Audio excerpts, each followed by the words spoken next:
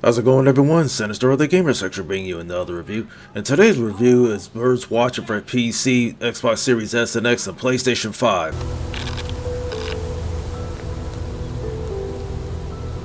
The setting takes place after a devastating global fire that wipes out almost everything. You're alone, tucked away in a cabin on a mountaintop, the last safe spot from the flames. At first your job is simple: grab your binoculars and spot the birds who have also escaped.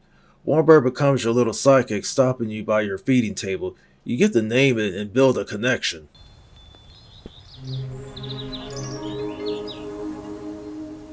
The game links into a chunky, low-poly 3D visual style called back to the old-school PC games and the first wave of indie walking simulators. Step outside your cabin, the world pops with lush vegetation and the birds detail, and you can see nearly the count of their feathers. But if you look past the familiar, the land abruptly ends in a bleak orange-gray haze present, excuse me, the global fire that presses in and keeps you feeling trapped. Most of what you see comes through the round binoculars viewfinders, complete with a lens glare and restless handheld wobble that puts you right in the shoes of an isolated watcher. As danger grows, either from Kaya or the birds, the world slowly loses its cozy glow, colors fade into lifelessness, icy gray. The audio is where the game really shines, ditching the traditional music in favor of living pitch patchwork of the wind, moving leaves, bird songs, etc., that constantly guide your actions. Put on headphones and you pulled in the deep end, and you have to turn chirps and to spot each bird so the sounds isn't just atmospheric. Finally, this game runs uncapped at 120 frames per second on the PC version to get the high benchmarks.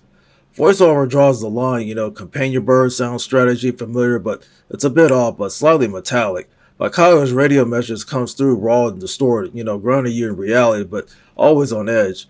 Even the birds themselves skate the line between charming and unnerving, lingering on you just to beat the too long, flipping cozy genre on its head, making you feel like you're the one being watched.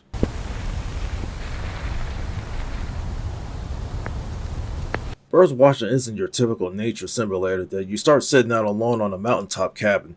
The birds watching through your binoculars, picking up their shapes and unique calls just to fill your catalog, but it doesn't stay peaceful for long. The tension ramps up once you juggle your radio chats with the unsettling voice named Kaio to deal with the demands of your talkative bird companion, whose requests grow stronger by the minute.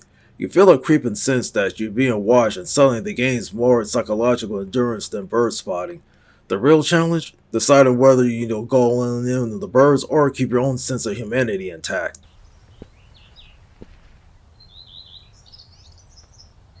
This game is short, but it has multiple endings, and for me, once is enough. However, there are some who like games like this and for the replay value, and I have nothing against them. A game like this isn't for me, but I dig the presentation though.